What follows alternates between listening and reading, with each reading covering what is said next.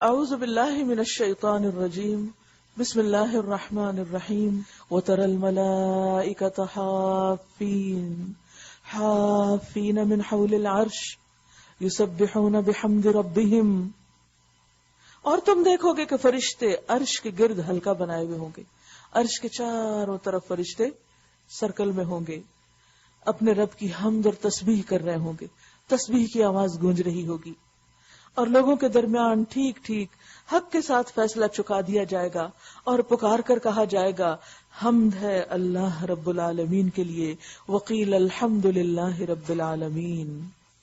یہ ہے وہ دن جسے ہم سب کو دیکھنا ہے، اس کی تیاری ضروری ہے۔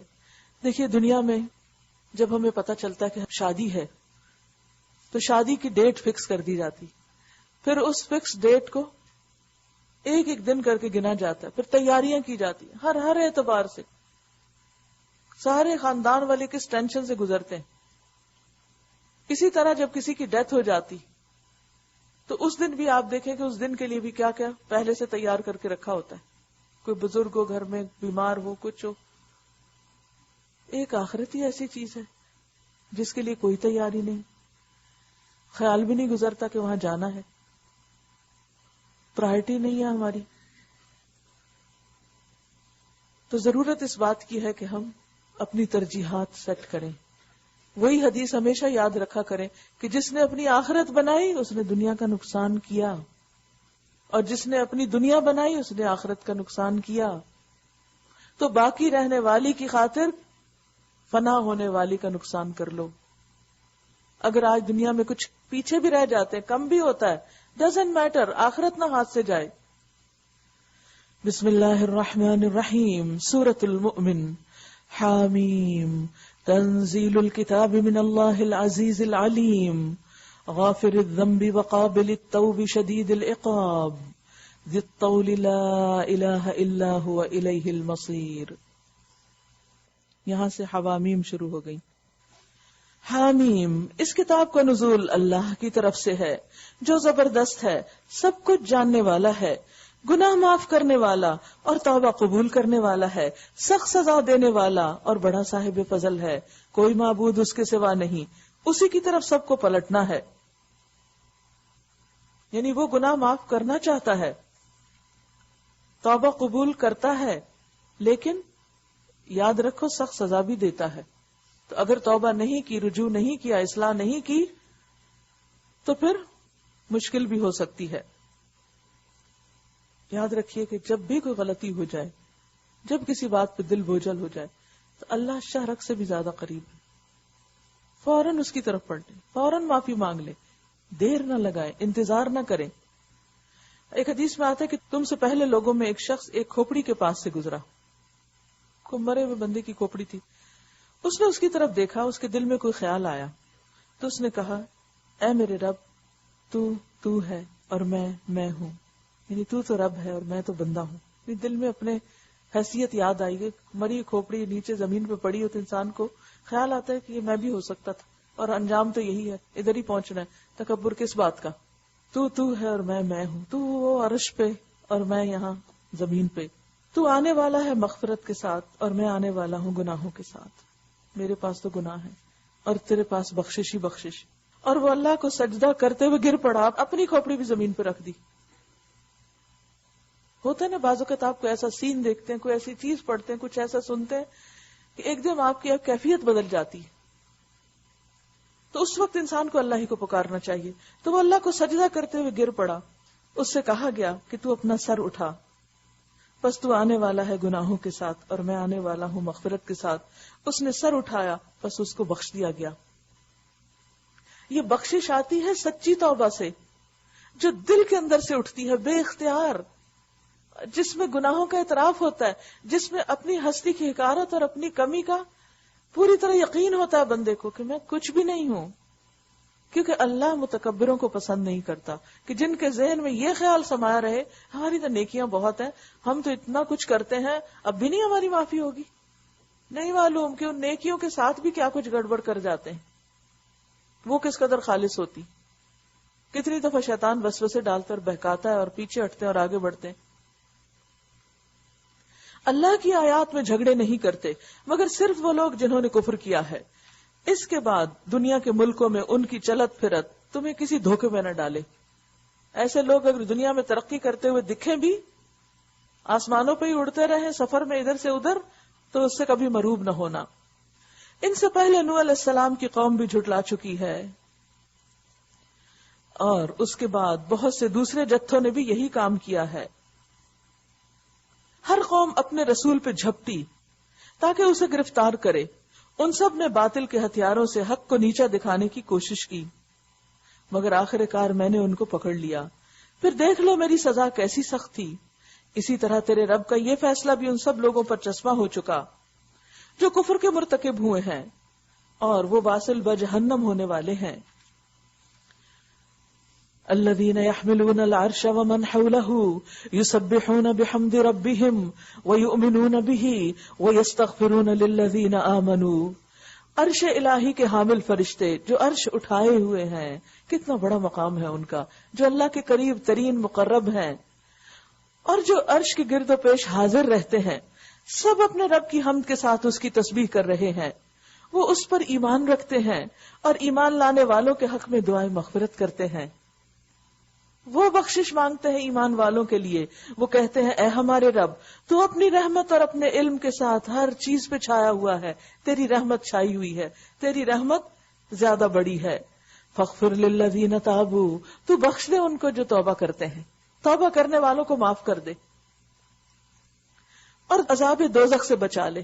یعنی ان کو بھی ہم پہ رحم آتا ہے جب ہم اپنے اوپر رحم کھا کر اللہ کے حضور گڑ گڑا کے رو کے معافی مانگتے ہیں.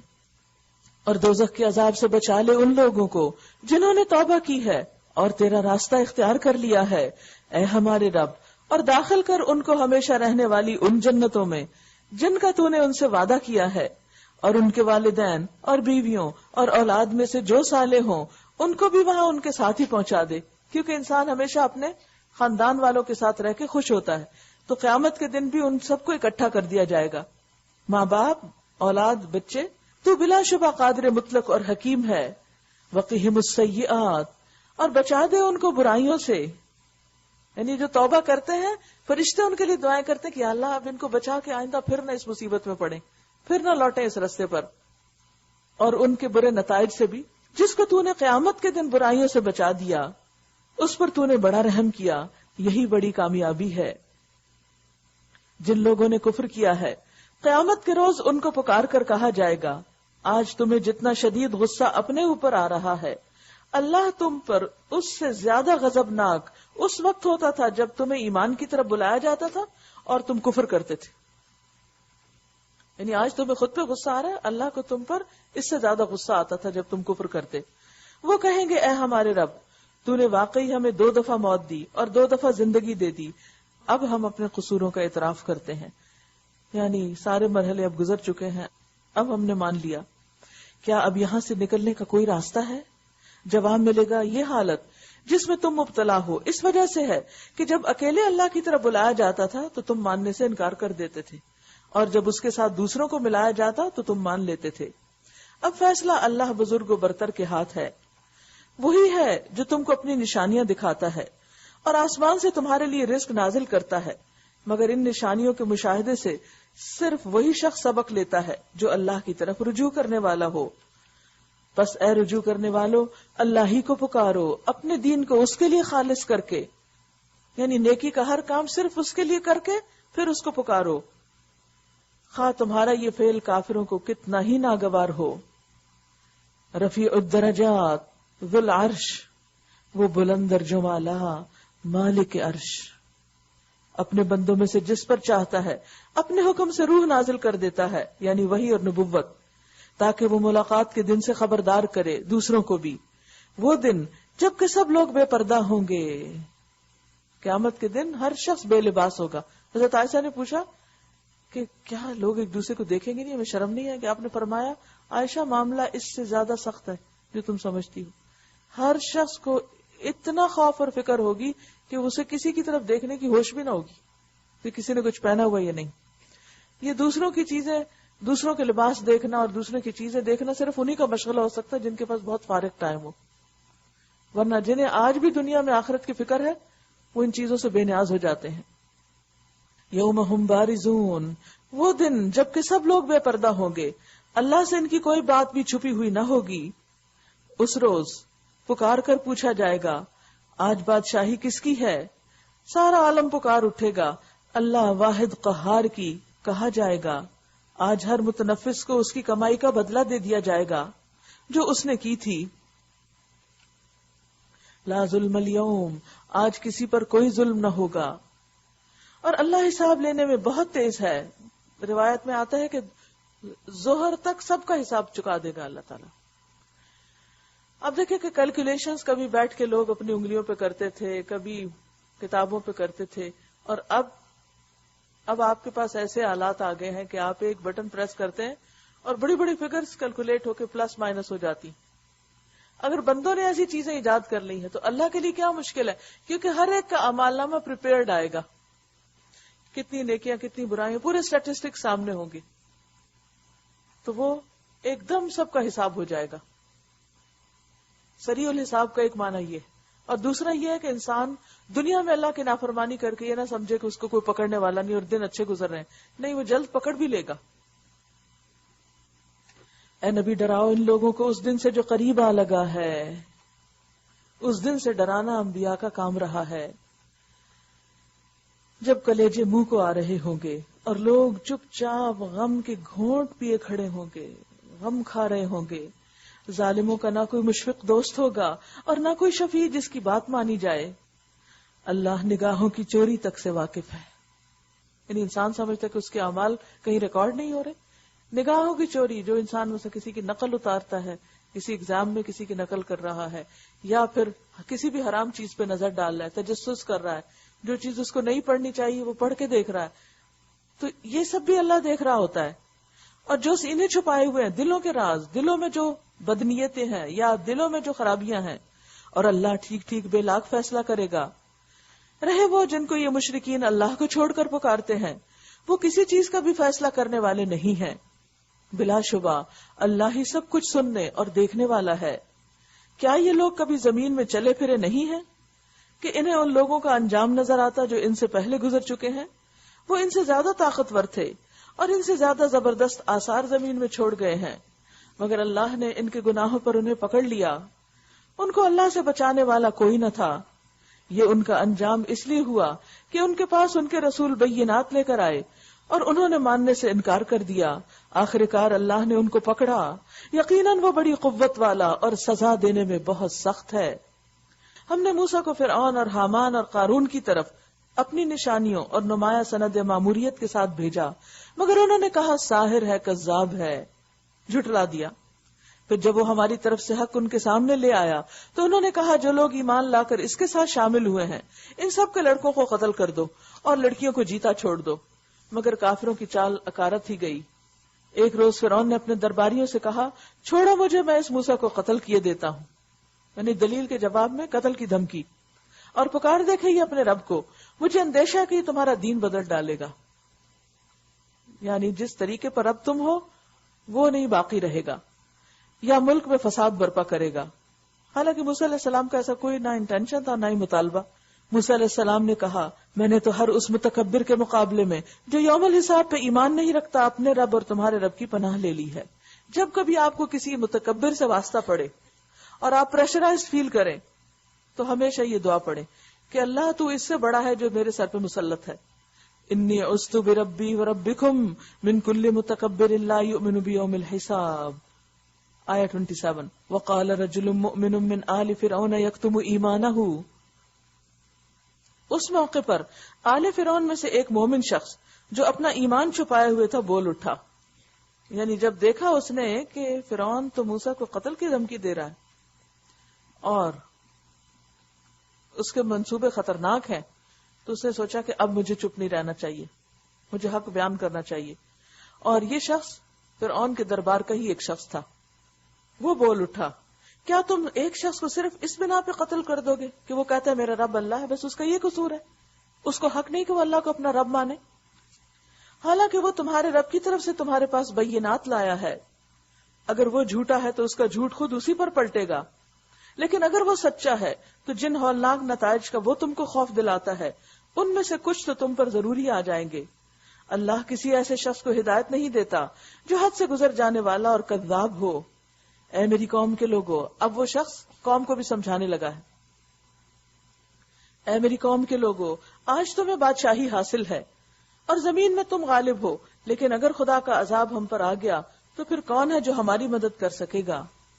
فرعون نے کہا، میں تو تم لوگوں کو وہی رائے دے رہا ہوں جو مجھے مناسب نظر آتی ہے، اور میں اسی راستے کی طرف تمہاری رہنمائی کرتا ہوں جو ٹھیک ہے۔ وہ شخص جو ایمان لایا تھا اس نے کہا، اے میری قوم کے لوگوں، مجھے خوف ہے کہ کہیں تم پر بھی وہ دن نہ آ جائے جو اس سے پہلے بہت سے جتھوں پر آ چکا، جیسا دن قوم نوح اور عاد اور سمود اور ان کے بعد والی قوموں پر آیا تھا۔ اور یہ حقیقت ہے کہ اللہ اپنے بندوں پر ظلم کا کوئی ارادہ نہیں رکھتا۔ اے قوم، مجھے ڈر ہے کہ کہیں تم پر فریاد و فغاں کا دن نہ آ جائے جب تم ایک دوسرے کو پکارو گے اور بھاگے بھاگے پھرو گے، مگر اس وقت اللہ سے بچانے والا کوئی نہ ہوگا، کسی ایسے کو ڈھونڈ نہ سکو گے جو تمہیں فائدہ دے۔ سچ یہ ہے کہ اللہ جسے بھٹکا دے اسے پھر کوئی راستہ دکھانے والا نہیں ہوتا۔ اس سے پہلے یوسف علیہ السلام تمہارے پاس بینات لے کر آئے تھے، مگر تم ان کی لائی ہوئی تعلیم کی طرف سے شک ہی میں پڑے رہے۔ پھر جب ان کا انتقال ہو گیا تو تم نے کہا، ان کے بعد اللہ کوئی رسول ہرگز نہ بھیجے گا۔ اس طرح اللہ ان سب لوگوں کو گمراہی میں ڈال دیتا ہے جو حد سے گزرنے والے اور شکی ہوتے ہیں اور اللہ کی آیات میں جھگڑے کرتے ہیں بغیر اس کے کہ ان کے پاس کوئی سند یا دلیل آئی ہو، اور یہ رویہ اللہ اور ایمان لانے والوں کے نزدیک سخت مبغوض ہے۔ اسی طرح اللہ ہر متکبر اور جبار کے دل پر ٹھپا لگا دیتا ہے۔ تو اب آپ دیکھیے کہ یہاں پر دو طرح کے کردار ہیں، ایک فرعون کا ہے اور ایک رجل مؤمن کا ہے۔ حدیث میں آتا ہے، بے شک لوگوں میں سے کچھ ایسے لوگ ہیں جو خیر کی چابی ہیں، جو کیا ہے؟ خیر کی چابی، اور شر کے تالے ہیں، اور کچھ لوگ ایسے ہیں جو شر کی چابی ہیں اور خیر کے تالے ہیں۔ خوشخبری ہے اس کے لیے جس کے ہاتھ پر اللہ نے خیر کی چابیاں رکھ دیں، اور تباہی ہے اس کے لیے جس کے ہاتھ پر اللہ نے شر کی چابیاں رکھ دیں۔ تو اب اس میں فرعون کیا تھا؟ شر کی چابی، اور رجل المؤمن خیر کی چابی۔ فرعون نے کہا، اے حامان، میرے لیے ایک بلند عمارت بنا تاکہ میں راستوں تک پہنچ سکوں۔ اب یہ کوئی سنجیدہ بات نہیں تھی، لیکن وہ مذاق اڑا رہا تھا۔ آسمانوں کے راستوں تک، اور موسیٰ کے خدا کو جھانک کر دیکھ سکوں۔ مجھے تو یہ موسیٰ جھوٹا معلوم ہوتا ہے۔ اس طرح فرعون کے لیے اس کی بدعملی خوشنما بنا دی گئی اور وہ راہ راست سے روک دیا گیا۔ فرعون کی ساری چال بازی اس کی اپنی تباہی کے راستے میں ہی صرف ہوئی، کیونکہ شر کی چابی تھی، لہذا جو دروازہ اس نے کھولا وہ شر کا ہی تھا۔ اور یاد رکھیے کہ لا الہ الا اللہ کس کی چابی ہے؟ خیر کی اور جنت کی۔ تو جو شخص لا الہ الا اللہ کو اپنا رہنما بنائے گا اور اس کے مطابق اچھے عمل کرے گا، اللہ تعالیٰ ان کے اعمال کی قدردانی کرے گا، ورنہ اس کے بغیر انسان سخت خسارے میں ہے۔ فرعون نے حامان سے جو کچھ کہا تھا یہ کوئی سنجیدہ بات نہیں تھی، اس کو بھی پتا تھا یہ ممکن نہیں کہ کوئی انسان دنیا میں ایسی عمارت بنائے جو آسمان تک جا پہنچے یا اوپر تک جانے کا کوئی راستہ ملے۔ یہ محض ایک چال کے طور پر بات کی گئی تھی، ایک شوشہ چھوڑا گیا تھا، دائی کی سنجیدہ بات کو ٹھٹھے میں اڑانے کی کوشش تھی۔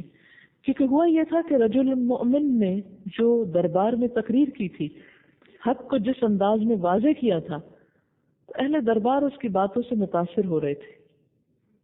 تو فرعون کو خوف لاحق ہوا کہ اب میری اپنی قوم کا ایک شخص جو ہے وہ موسیٰ کے ساتھ دے رہا ہے اور لوگ متاثر ہو رہے ہیں سچائی سے، تو اس نے اس سارے اثر کو توڑنے کے لیے ایک ایسی بات کی جو محض ایک مذاق کی سی تھی۔ عام طور پر ہوتا یہی ہے کہ جو لوگ اپنے آپ کو اللہ کی مرضی کے مطابق نہیں بدلنا چاہتے، جب وہ دیکھتے ہیں کہ اللہ کی بات کا کسی پہ اثر ہو رہا ہے اور لوگ اسے قبول کر رہے ہیں اور سارا ماحول اسی طرف جا رہا ہے اور میں تنہا ہو رہا ہوں، میں آئسولیٹ کیا جا رہا ہوں، تو پھر وہ اسی قسم کی شوشے چھوڑتے ہیں، اسی قسم کی باتیں، تاکہ وہ بات جس کا اثر ہو رہا ہے وہ اثر ختم ہو کر رہ جائے۔ یہ تمام کی تمام دراصل فرعون کی چالیں تھیں، اور اس کی چالیں اس کی اپنی تباہی کا ذریعہ بن گئی۔ کیونکہ اس ساری بات کے آخر میں اللہ تعالیٰ وما کید فرعون کی بات کرتے ہیں. یا قوم انما هذه الحیات الدنیا متاع. لیکن رجل مؤمن نے اپنا کام جاری رکھا. اب اس میں آپ دیکھیں کہ دین کی طرف بلانے والا جو ہوتا ہے نا، نہ وہ کسی کے الزام سے باز آتا ہے، نہ کسی کے مذاق اڑانے سے، نہ کسی کے شوشہ چھوڑنے سے. وہ سنجیدگی کے ساتھ اپنا کام کرتا چلا جاتا ہے. اس کو کوئی اثر نہیں ہوا کہ فرعون نے ابھی کیا مذاق کیا ہے. وہ کہنے لگا اے میری قوم کے لوگوں، میری بات مانو، میں تمہیں صحیح راستہ بتاتا ہوں. یا قوم انما هذه الحیات الدنیا متاع وان الآخرة هي دار القرار. اے میری قوم کے لوگوں، یہ دنیا کی زندگی تو چند روزہ ہے، ہمیشہ کے قیام کی جگہ تو آخرت ہی ہے. من عمل سیئة فلا یجزا الا مثلها. جو برائی کرے گا اس کو ویسا ہی بدلہ ملے گا جتنی اس نے برائی کی ہوگی. اور جو نیک عمل کرے گا خواہ وہ مرد ہو یا عورت، بشرطے کہ وہ ہو مومن، ایسے سب لوگ جنت میں داخل ہوں گے جہاں ان کو بے حساب رزق دیا جائے گا. اے قوم، آخر یہ کیا ماجرا ہے؟ میں تم لوگوں کو نجات کی طرف بلاتا ہوں. یعنی رجل مومن اپنی قوم کو کہتا ہے میں تمہیں نجات کی طرف بلاتا ہوں اور تم لوگ مجھے آگ کی طرف دعوت دیتے ہو. تم مجھے اس بات کی دعوت دیتے ہو کہ میں اللہ سے کفر کروں اور اس کے ساتھ ان ہستیوں کو شریک ٹھہراؤں جنہیں میں نہیں جانتا، حالانکہ میں تمہیں اس زبردست مغفرت کرنے والے خدا کی طرف بلا رہا ہوں.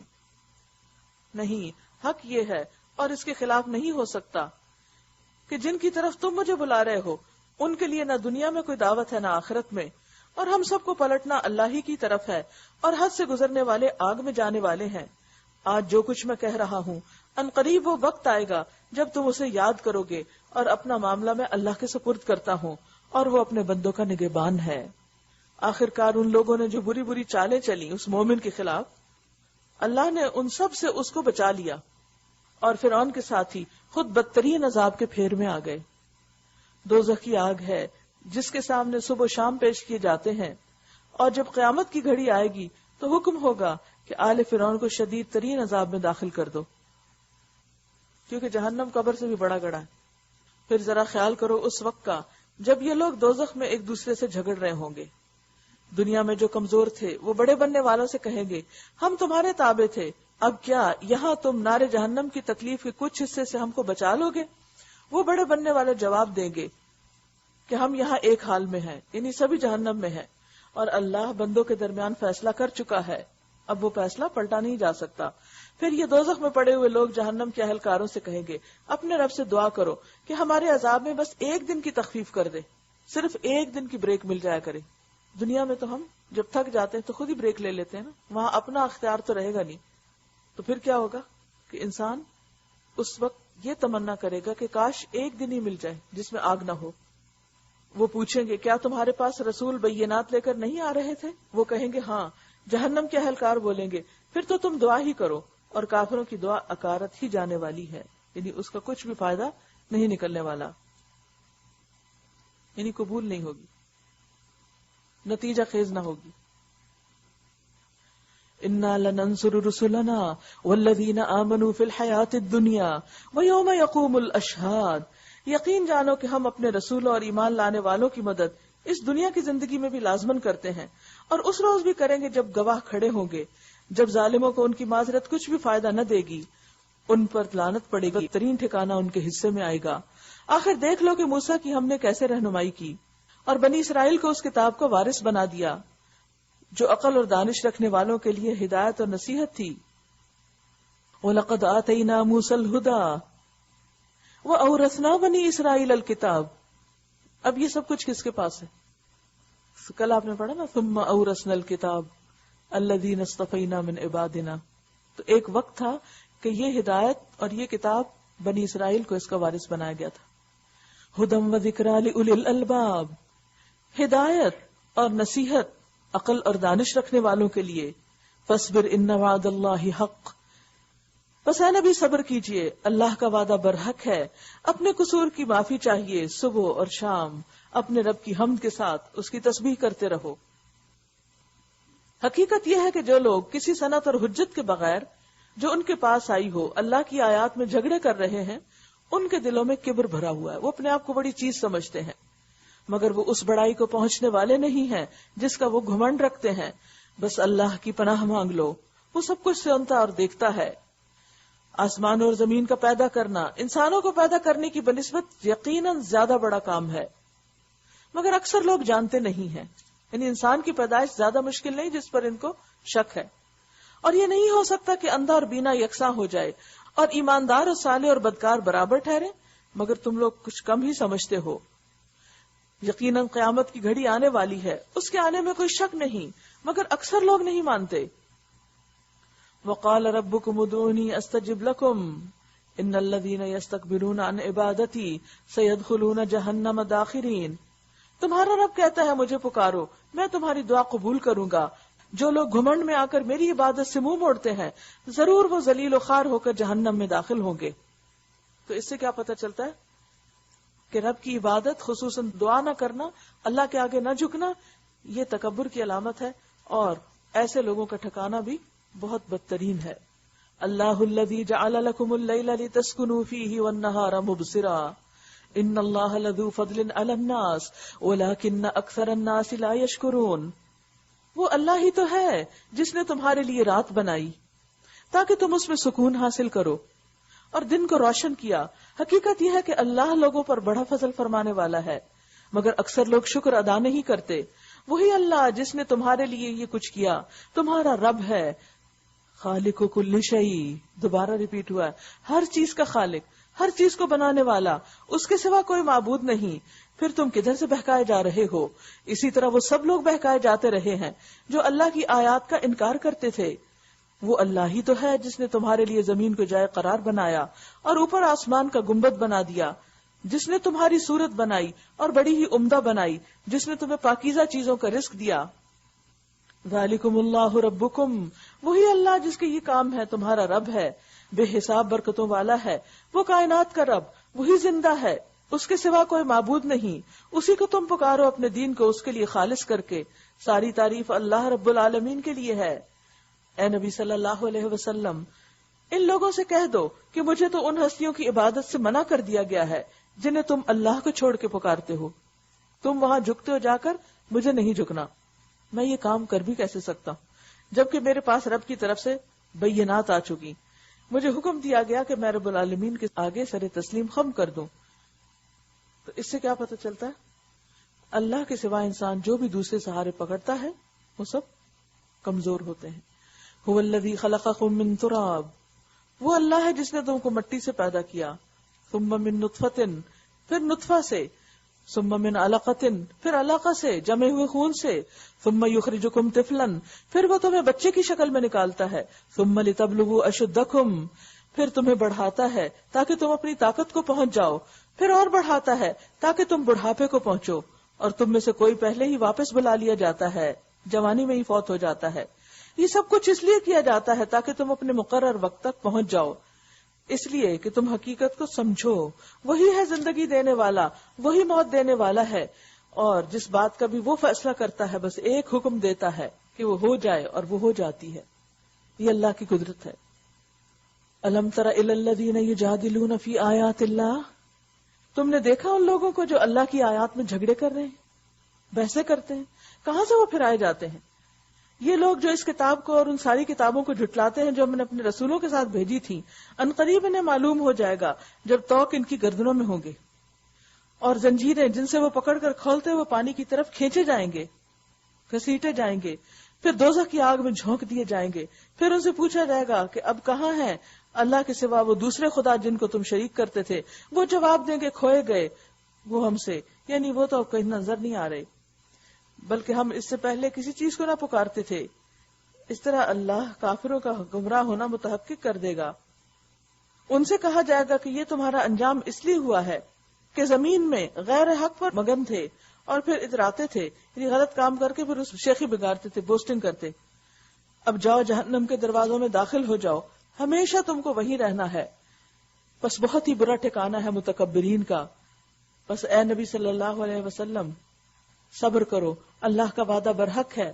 اب خواہ ہم تمہارے سامنے ہی ان کو برے نتائج کا کوئی حصہ دکھا دیں، یا جن سے ہم انہیں ڈرا رہے ہیں، یا اس سے پہلے تمہیں دنیا سے اٹھا لیں، پلٹ کر آنا تو انہیں ہماری ہی طرف ہے. اے نبی صلی اللہ علیہ وسلم، تم سے پہلے ہم بہت سے رسول بھیج چکے ہیں، جن میں سے بعض کے حالات ہم نے تم کو بتائے ہیں اور بعض کے نہیں بتائے۔ کسی رسول کی بھی یہ طاقت نہ تھی کہ اللہ کے اذن کے بغیر خود کوئی نشانی لے آتا، یعنی پیغمبر اللہ کی طرف سے مامور ہوتے ہیں۔ پھر جب اللہ کا حکم آ گیا تو حق کے مطابق فیصلہ کر دیا گیا، اور اس وقت غلط کار لوگ خسارے میں پڑ گئے۔ اللہ ہی نے تمہارے لیے مویشی جانور بنائے ہیں تاکہ ان میں سے کسی پر تم سواری کرو، کسی کا گوشت کھاؤ، ان کے اندر تمہارے لیے اور بھی بہت سے منافع ہیں۔ وہ اس کام بھی آتے ہیں کہ تمہارے دلوں میں جہاں جانے کی حاجت ہو، خواہش ہو، وہاں تم ان پر پہنچ سکو۔ ان پر بھی اور کشتیوں پر بھی تم سوار کیے جاتے ہو۔ اللہ اپنی یہ نشانیاں تمہیں دکھا رہا ہے، آخر تم ان کی کن کن نشانیوں کا انکار کرو گے؟ پھر کیا یہ زمین میں چلے پھرے نہیں ہیں کہ ان کو ان لوگوں کا انجام نظر آتا جو ان سے پہلے گزر چکے ہیں؟ وہ ان سے تعداد میں زیادہ تھے، ان سے بڑھ کر طاقتور تھے، اور زمین میں ان سے زیادہ شاندار آثار چھوڑ گئے ہیں۔ جو کچھ کمائی انہوں نے کی تھی، آخر کار وہ ان کے کس کام آئی؟ جب ان کے رسول ان کے پاس بینات لے کر آئے اور وہ اسی علم میں مگن رہے جو ان کے پاس تھا، اپنے پاس تھا، یعنی پہلے سے اسی کو اپ گریڈ کرتے رہے، لیکن دین کی بات سیکھنے کا کچھ وقت نہ تھا، اور پھر اسی چیز کے پھیر میں آ گئے جس کا وہ مذاق اڑاتے رہے۔ جب انہوں نے ہمارا عذاب دیکھ لیا تو پکار اٹھے، ہم نے مان لیا اللہ وحدہ لا شریک لہ کو، اور ہم انکار کرتے ہیں ان سب معبودوں کا جنہیں ہم شریک ٹھہراتے رہے۔ مگر ہمارا عذاب دیکھ لینے کے بعد ان کا ایمان ان کے لیے کچھ بھی نافع نہ ہو سکتا تھا، کیونکہ یہی اللہ کا مقرر ضابطہ ہے جو ہمیشہ اس کے بندوں میں جاری رہا ہے، اور اس وقت کافر لوگ خسارے میں پڑ گئے، یعنی آخرت کے دن وخسر ہنالک الکافرون۔ سورۃ حامیم السجدہ۔ بسم اللہ الرحمن الرحیم۔ حامیم تنزیل من الرحمن الرحیم، کتاب فصلت آیاتہ قرآنا عربیا لقوم یعلمون بشیرا ونذیرا فأعرض اکثرهم فهم لا يسمعون۔ حامیم، یہ خدا رحمان و رحیم کی طرف سے نازل کردہ چیز ہے، یعنی یہ قرآن اللہ کی طرف سے آیا ہے، ایک ایسی کتاب جس کی آیات خوب کھول کر بیان کی گئی ہیں، سب کو باتیں سمجھ میں آتی ہیں۔ عربی زبان کا قرآن ان لوگوں کے لیے جو علم رکھتے ہیں، بشارت دینے والا اور ڈرانے والا ہے، مگر ان لوگوں میں سے اکثر نے اس سے روگردانی کی، اکثر مانتے ہی نہیں، مانا ہی نہیں، اور وہ سن کر نہیں دیتے، کیونکہ اگر وہ اس کو اللہ کا کلام مانتے تو یہ سوچ کے بھی انسان کانپ اٹھتا ہے کہ اللہ کی بات، جس نے پوری کائنات بنائی، اس کی بات۔ دیکھیے کہ مثلاً آپ کسی بھی چیز سے بہت امپریس ہوتے ہیں، آپ دیکھتے ہیں کہ کوئی بہت بڑی بلڈنگ کسی نے بنائی تو آپ دیکھ کے حیران ہوتے ہیں، مرعوب ہوتے ہیں، تو پھر آپ سوچتے کس نے بنائی ہوگی، پتہ چلتا فلاں نے بنائی، فلاں نے بنائی۔ پھر اگر کہیں راہ چلتے آپ کی اس سے ملاقات ہو جائے تو آپ کا کیا حال ہوگا کہ اچھا یہ فلاں ہے جس نے یہ کام کیا۔ کتنی حیرت کی بات ہے نا کہ اللہ نے آسمان بنائے، زمین بنائی، اتنا کچھ بنایا، اور ہم کبھی بھی اس سے امپریس نہیں ہوتے کہ وہ اتنا بڑا ہے اور اس کا حق سب سے بڑھ کر ہے۔ اور پھر یہ معجزہ کہ یہ الفاظ اللہ کا کلام ہے، یہ وہاں سے آیا ہمارے پاس، اور ہم اس کی قدر نہ کریں اور اس سے منہ موڑ جائیں اور اس پر دوسری چیزوں کو زیادہ امپورٹنس دیں اور اس کی کوئی اہمیت نہ ہو ہماری زندگی میں۔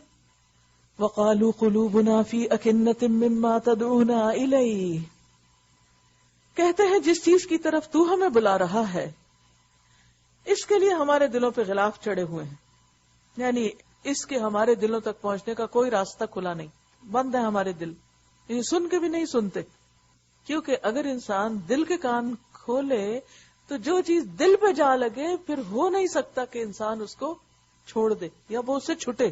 اب دیکھیے کسی کی بات آپ کے دل پہ لگ جاتی ہے، کیا بھلائی پھر آپ نے کبھی وہ بات، کوئی چوٹ لگ جائے آپ کو دل پہ، نہیں، رہ کے اٹھ کے یاد آتی۔ اللہ کی بات دلوں پہ نہیں لگتی نا، اس لیے یاد بھی نہیں آتی، سنتے اور بھول جاتے ہیں، کیا پڑھا تھا آج، مجھے تو یاد ہی نہیں آج کیا سنا تھا، کیونکہ جس دل سے سنتے ہیں، جس انداز میں سنتے ہیں، اس کا پھر اتنا ہی اثر ہوتا ہے نا۔ جب کان کھول کے سنتے ہیں، پوری توجہ سے سنتے ہیں، پوری دلچسپی کے ساتھ سنتے ہیں، تو پھر سارا دن یہاں سے جا کر بھی اور سوتے ہوئے بھی اور اٹھتے ہوئے بھی اور چلتے پھرتے اور کام کاج کرتے اور کھاتے پیتے، سامنے کچھ اور ہوتا ہے مگر پیچھے دماغ میں کچھ اور ریل چل رہی ہوتی، وہی جو دل میں اتری ہوئی چیز ہوتی ہے. ہمارے کان بہرے ہو گئے، ہمارے اور تیرے درمیان ایک حجاب حائل ہو گیا، یعنی ہمارے اور تمہارے درمیان دوری آ گئی، جدائی آ گئی. اور ایک یہ حقیقت ہے کہ قرآن جس دل میں اتر جاتا ہے، اس دل میں اور جس دل میں نہیں اترا ہوتا خود بخود جدائی پیدا کر دیتا ہے. جو چیز دل پہ اترتی ہے وہ انسان کی ساری زندگی پہ اثر انداز ہو جاتی ہے. انسان کے شوق، دلچسپیاں، انٹرسٹ، ہر چیز بدل جاتی ہے. دنیا کا رنگ ہی بدل جاتا ہے. اٹھنے بیٹھنے اور چلنے پھرنے کا انداز ہی بدل جاتا ہے. دنیا کی اہمیت اور آخرت کی اہمیت ہی بدل جاتی ہے. فَعَمَلْ إِنَّنَا عَامِلُونَ، تو اپنا کام کر، ہم اپنا کام کیے جائیں گے. یعنی ہمیں تجھ سے کوئی سروکار نہیں، اور تم بھی ہمیں کچھ نہ کہو، ہمیں مت بتاؤ، مت نصیحت کرو، مت تبلیغ کرو. اے نبی صلی اللہ علیہ وسلم، ان سے کہو میں تو ایک بشر ہوں تم جیسا.